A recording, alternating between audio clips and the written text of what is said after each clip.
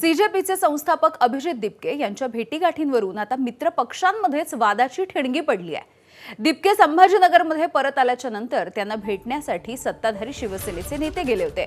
मंत्री संजय शिरसाट आणि आमदार बच्चू कडू यांनी दिपकेंची भेट घेतली, मात्र याचमुळे आता भाजपने नाराजी व्यक्त केली आहे।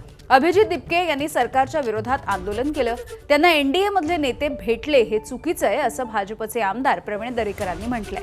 त्यांनी कडूंना नौटंकीबाज असं म्हणत जोरदार टीकाही केली आहे। शिंदेंनी दोन्ही नेत्यांना समज द्यावी अशी मागणी देखील दरेकरांची आहे। दरम्यान दरेकरांच्या या टीकेवरती शिवसेनेचे नेते आणि मंत्री उदय सामंत यांनी देखील प्रत्युत्तर दिलं।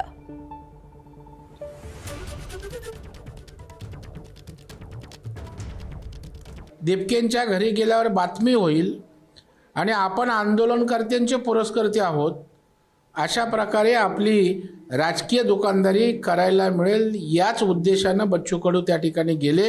मला वाटतं दोन्ही नेत्यांनी अशा प्रकारे जाणं त्या ठिकाणी उचित नव्हतं असं माझं व्यक्तिशः मत आहे आणि या संदर्भामध्ये त्यांची पक्षाची भूमिका सुद्धा येणं आवश्यक आहे।